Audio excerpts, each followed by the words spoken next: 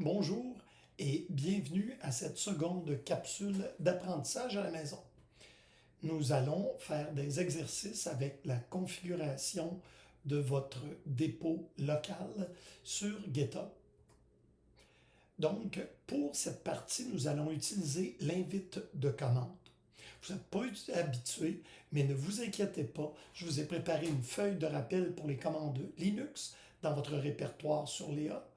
Et en utilisant la ligne de commande, on va pouvoir décomposer les étapes dans le but de mieux maîtriser Git. On va dans un premier temps réaliser la configuration de votre environnement. Démarrer Git Bash à l'aide de votre menu Windows. Voici les étapes que nous allons faire. Nous allons configurer le nom d'utilisateur et aussi votre courriel.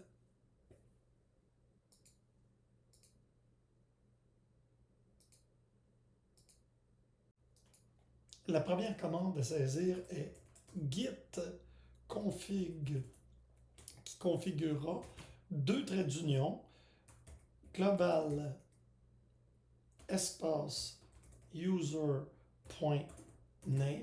et utiliser les guillemets dans le but de saisir votre nom.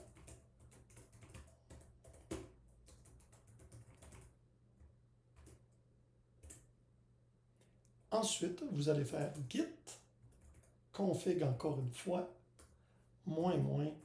global et là ça va être user.email espace toujours les guillemets et le courriel associé à votre compte GitHub.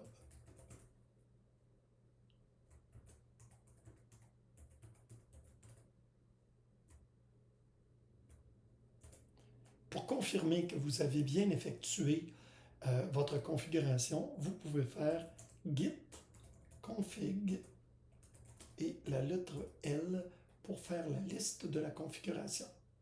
Et vous voyez ici au bas, username, user, email. Maintenant que votre configuration Git est complétée, voici le flux normal du travail que nous allons effectuer avec Git. Alors, dans un premier temps, on crée un répertoire de travail qu'on va appeler dépôt 1, par exemple. On va y éditer des fichiers. On va les ajouter à l'index de Git et nous allons les sauvegarder dans la base de données avec la commande git commit.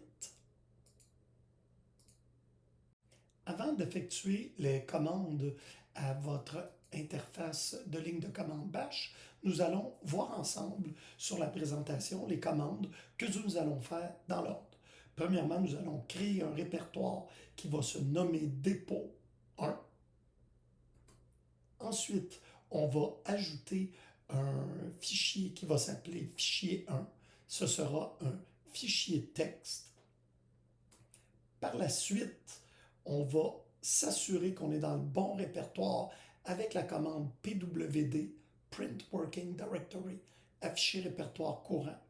ls, faire la liste, et on voit ici qu'on a le fichier 1.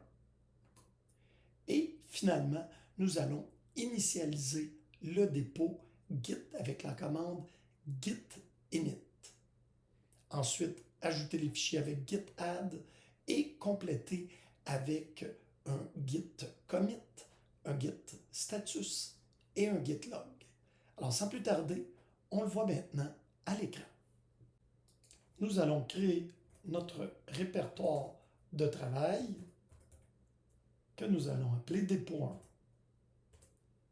Nous allons aller dans le répertoire dépôt 1, s'assurer que nous y sommes avec la commande print working directory, s'assurer qu'il est bien vide, et nous sommes maintenant rendus au moment d'ajouter le fichier 1.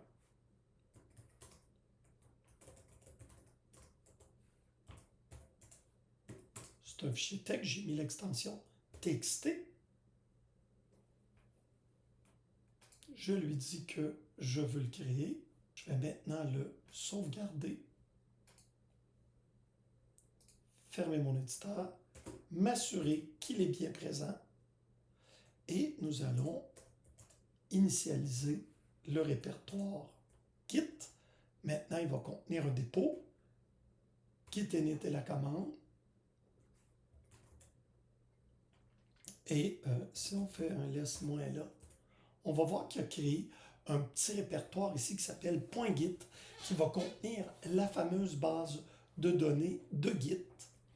Ensuite, nous allons faire la commande git add pour ajouter le fichier à l'index. N'oubliez pas le petit point. Et ensuite, nous allons faire un git commit -m pour indiquer un message.